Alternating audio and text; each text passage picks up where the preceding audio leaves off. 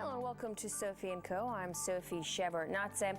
Paul Hellyer served as the Canadian Minister of Defence in the 1960s, shaping the country's armed forces for years to come. It was only in his retirement that he says he made a life-changing discovery. He became the first cabinet-level politician from a G8 country to publicly state that there is extraterrestrial life present on Earth. Is this an elaborate fantasy? Are aliens science fiction? Or is there something to claims of their existence? Extraterrestrial life.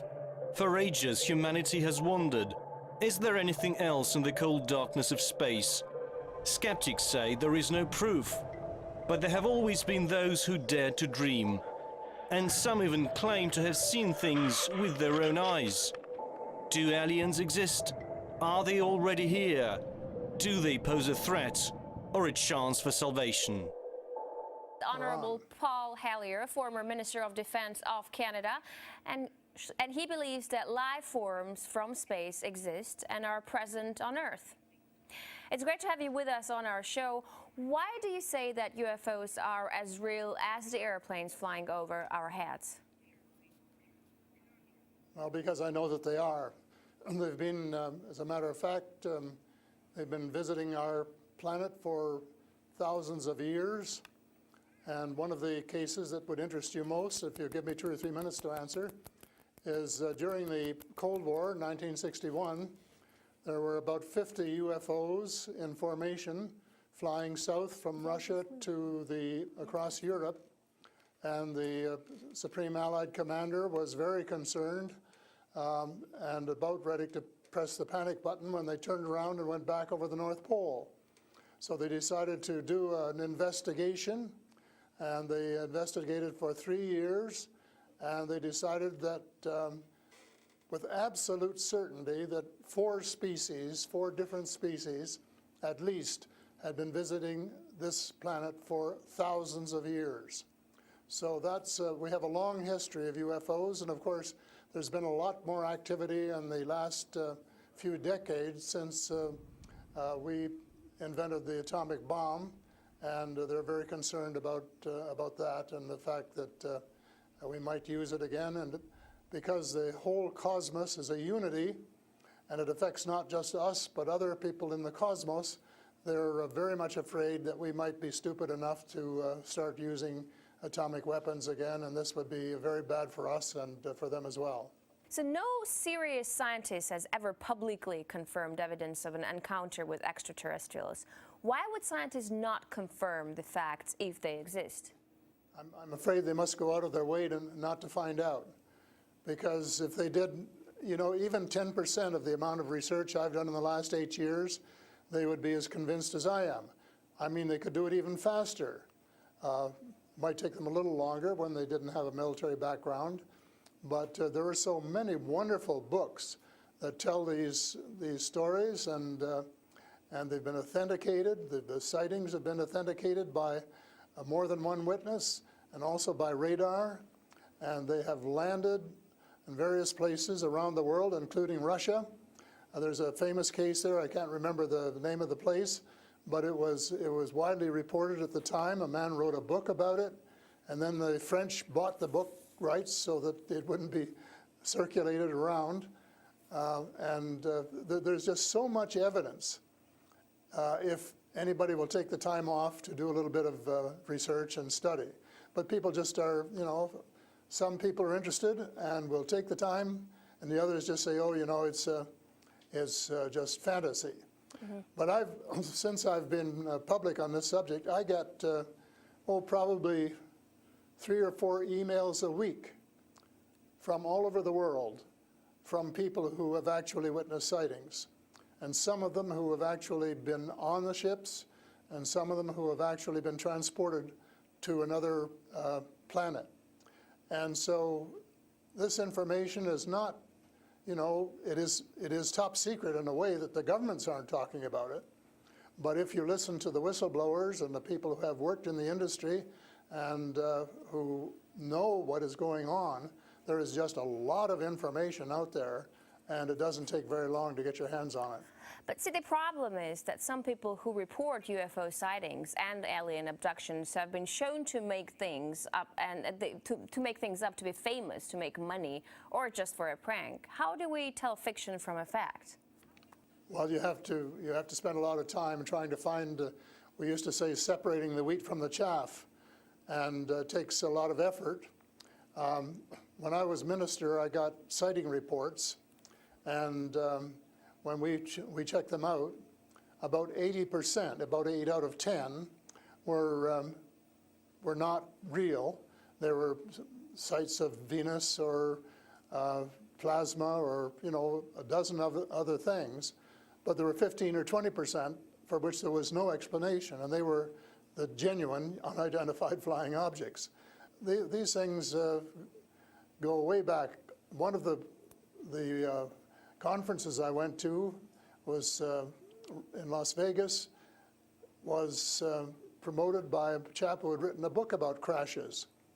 And there were dozens and dozens and dozens of them, and many of them very, very well authenticated, so that it would be impossible to read all of that evidence and not to come to the conclusion that these vehicles were real. Have you ever had your own encounter with aliens? Not an encounter with aliens, no. I have seen a UFO about 120 miles north of Toronto over Lake Muskoka, where I have a cottage. And 2 years ago, last Canadian Thanksgiving, which is October, my wife decided she wanted to go out and look at the stars. So I'm not much of a night man, but I put on my cap and went out with her. And she looked into the eastern sky and said, "There's a star." And I turned around the other way and I said, "Oh, there's a much brighter one over here." And she looked, and it was. And we watched it until our necks almost broke for about 20 minutes. And it was definitely a UFO, because it could change position in the sky by 3 or 4 degrees in 3 or 4 seconds. And I checked out, there were no satellites that could do that. The space station wasn't going by, and it isn't able to move that fast anyway. And there was no other explanation except that it was the real thing.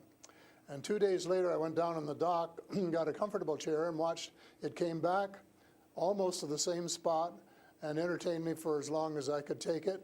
And then I went back to the cottage. But it was very interesting, because it would drop down in the sky, and then it would roar back up, and then it would shift across a few degrees and do a circle and come back at a speed, but just astronomical speeds. As you know, they travel very, very fast. So does it just look like a falling star that falls really quickly and then rises again? What does it look like? Well, it just looked like a star. It just looks like a star. Right. And I don't know if you're a person who has ever read the Bible or not, but I think the Star of Bethlehem is one of God's flying saucers. Mm-hmm. But you also tell me that people write you emails, 3 to 5 emails a week, and they've actually been abducted, or they have encounters with the aliens. Do they actually tell you what these aliens look like? I mean, everyone's interested. How would I know if I see an alien and if he abducts me? Well, the first question you have to ask is, how many species are there? And I used to think there were, between 2 and 12. And Apollo astronaut Edgar Mitchell, who came to Toronto a few years ago and had dinner with us, agreed there was somewhere between 2 and 12. But the latest reports that I've been getting from various sources are that there are about 80 different species. And some of them look just like us, and they could walk down the street and you wouldn't know if you walked past one. And they're what we call the Nordic blondes, and also the tall whites, who are actually working with the United States Air Force in Nevada. They're able to get away with that. They had a couple of their ladies dressed as nuns went into Las Vegas to shop, and they weren't detected. And I have a friend who saw one of the men walking along the street, and somebody who would recognize that they were different, and he did. So there are those kind, and then there are the short grays, as they're called. and they're the ones that you see in most of the cartoons. They're have very, very slim arms and legs, and they're very short, just a little over 5 feet, and they have a great big torso and a great big head and great big brown eyes. But they're different species, so you have to know that they're different species, and it's and know that they're all different. Mm-hmm. So if you saw the short gray, you'd certainly know that there was something up that you'd never seen before. But if you saw one of the Nordic blondes, well, you'd probably say, "Oh, I wonder if she's from Denmark or somewhere," So this species that you're describing, are they all different in terms of nice and mean? Are some of them nice and benevolent? Are others nasty? Or how are they? Are they good to people on Earth, or are they here to harm them? Well, it's a difficult question to answer because they have different agendas. And maybe all of us on Earth should have the same agenda, but you couldn't say maybe that Russia and China and the United States all had the same agenda at every turn, because they don't. And I would say that nearly all are benign, they're benevolent, they want to help us. There may be one or two species which do not. And that's one of the things I'm investigating at the moment, is to see who they are and what they're up to and what their agendas really are. All right, we're talking to Paul Hellyer, former Canadian Minister of Defense, who says extraterrestrial life forms exist and are present on Earth. We'll talk more about what they are and why they're here after a short break. Stay with us.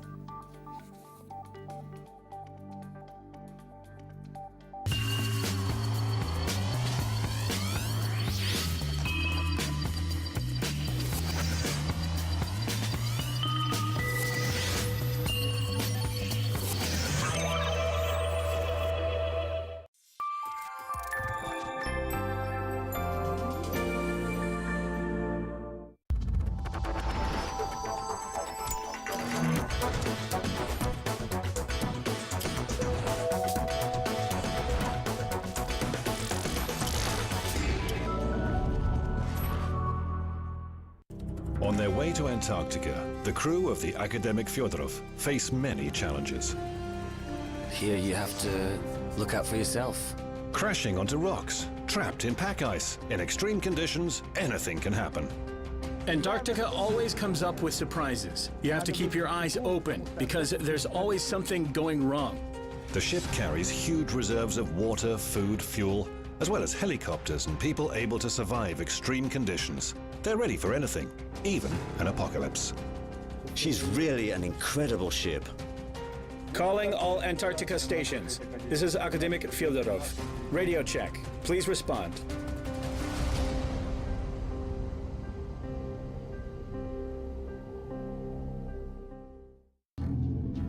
Unexplored Antarctica.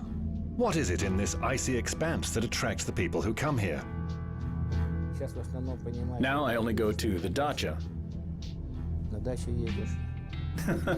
and Antarctica. A new generation of polar explorers is coming. We have a new group of specialists here now. All of them are young. How are they going to get along with each other? I don't know. Who are they? I used to be a bureaucrat. Seriously. What adventures await in this mysterious land? Where do they live? What do they eat? And what are they actually doing in Antarctica?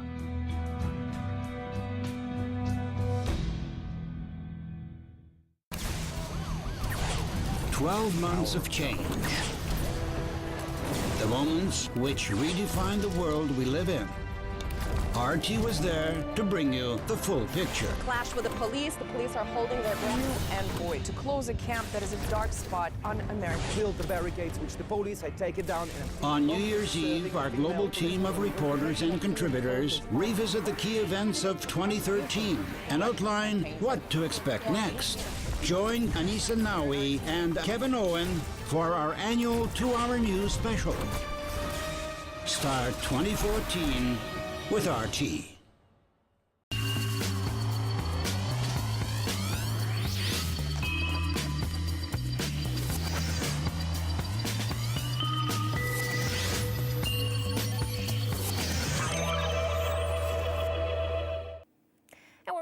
Paul Hellyer, former Canadian Minister of Defense, to talk about extraterrestrial life forms. Great to have you back. So these extraterrestrial creatures, where did they come from and how did they get here to Earth? They come from various places. For a long while, I only knew about ones who came from different star systems.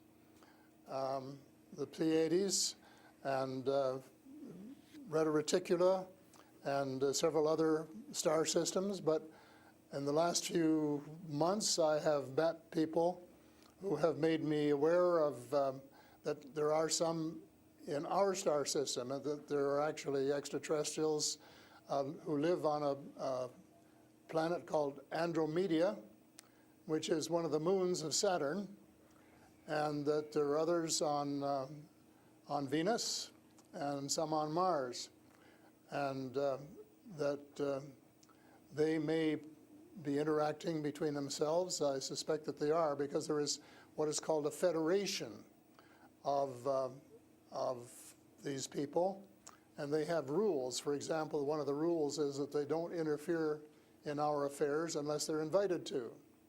And that's one of the reasons probably that we haven't seen more of them until very recently. And so but what do you mean? There are a lot of people who want to interact with them. There are a lot of people who actually want to see them and know who they are. What, they need a special invitation to interact with us? What does it mean? They don't want to interfere into our affairs. Well, they don't want to tell us how to run our affairs. They have accepted the fact this is our planet and that we have the right to run it. But they're very, very concerned. They don't think we're good stewards of our planet. We're not. We're clear-cutting our forests, and we're polluting our rivers and our lakes, and we're dumping sewage in the oceans, and we're doing all sorts of things which are not what good stewards of their homes should be doing. And they don't like that, and they've made it very clear. And as a matter of fact, they have given us a warning. How? And this has come from more than one source. How have they made it clear? What have they done? They have talked to people. One of the chaps I talked to about a month ago was interacting with them in 1974, he and his brother in Peru, and they were taken to Andromeda, teleported, and they were told what the people there think, and that we're really wrecking our planet, and in fact that something dreadful is going to happen to it if we don't smarten up and change our ways.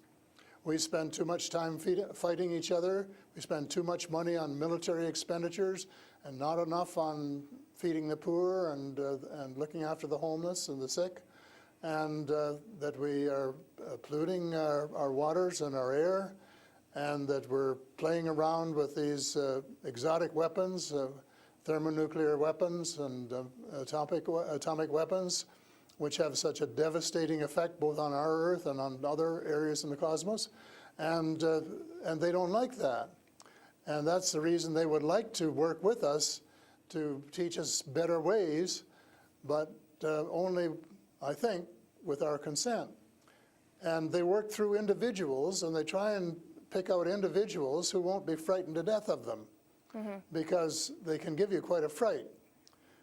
One of the cases I'm familiar with was the tall whites in Nevada, where the United States Airmen working with them, were just frightened to death of them. And one, Charles Hall, rescued the daughter of one of the high-up people in the tall whites, and as a result became very good friends with the mother. And as soon as they could trust each other, they had a wonderful relationship. And he wrote a book about it. It's called Millennial Hospitality. Millennial Hospitality. And it tells you how you go through these stages of being scared out of your wits. But then when you establish a trust and a working relationship, why you can have the same relationship, same kind of relationship that you would have with someone here on Earth. But here's what I'm thinking. If you're outing their presence, which is clearly not what they want since they're hiding, why aren't they so afraid of, why aren't you afraid of repercussions? Because you're obviously stating that they're here among us, and you're telling me all the species that exist. they are here among us, and I'm not afraid because in most cases, well, as far as technology is concerned, they're light years ahead of us, and we have learned a lot of things from them. A lot of the things that we use today, we got from them, you know, lead lights and microchips and Kevlar vests and all sorts of things that we got from their technology, and we could get a lot more too, especially in the fields of medicine and agriculture, if we would go about it peacefully. But I think maybe some of our people are more interested in getting their military technology, and I think that's wrong. I think that's wrong-headed, and that's one of the things that we're going to have to change, because we're going to have to work together. Talking about all of us, everywhere on the planet. You've mentioned military technology and swapping technologies and barters between between aliens and people in American government. I want to ask you, as a former Minister of Defense of Canada, is interstellar war a possibility? Should we be creating a Star Wars force to defend ourselves from possible invasion or something like that? Well, I think it's a possibility, but it's a possibility especially if we shoot down every UFO that comes in our airspace without asking who they are or what they want. And right from the beginning, we started scrambling planes and trying to shoot them down, but their technology was superior enough that we weren't able to get away with it. Certainly not for a long while. And during that period of time, they could have taken us over without any trouble if they'd wanted to. So I think we have to, rather than develop our own Star Wars, Earth Star Wars, to protect ourselves against them, that we should work with the benign species, who are the vast majority, and work together and rely largely on them, of course, and cooperate so that we would be contributing something at the same time. But I don't think there's any point in us developing a galactic force that would tempt us to go out on our own and get into mischief, which is one of the things I think some of them are concerned about. But what do you expect to happen if people start to believe in alien existence on Earth? Because things are definitely going to change. Our lives aren't going to be the same anymore. Well, I hope that's the case. I hope that's the case, and I'm all for full disclosure, and I'm going to push very hard for full disclosure in the book I'm writing, and to give some reasons for it, things that we really have to know and have a right to know, and that our future as a species, and here I mean, you know, all of the species in the world, are potentially at risk if we don't figure out what's going on and work together to try and make life more amenable for all of us. But to work with our neighbors from other planets as well. But still, like, I'm thinking to myself, if they've been here for such a long time, as you say, and they're interested in helping humanity, as you say, why is our world such a mess? I mean, if you want to help someone, you just help someone. You don't wait for someone to invite you to help that someone, no? Well, I don't, you know, it's something that I think parents can sometimes say to their children, this is what you should do. But that doesn't mean the children are going to do it, does it? Because the cosmos is based on free choice. And we're given the option of making mistakes, of making wrong choices. And I guess what bothers some of us is we've made too many wrong choices and not enough right choices.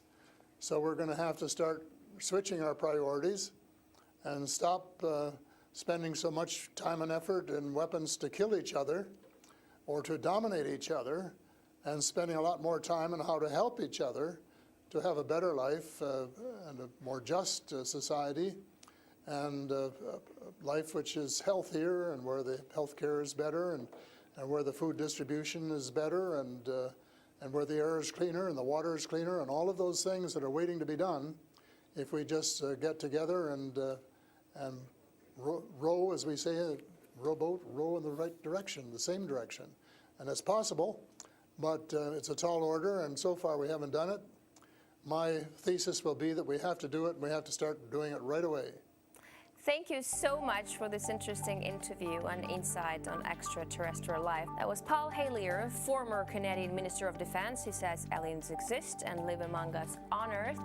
That's all the time we have for today. I will see you in the next edition of Sophie & Co.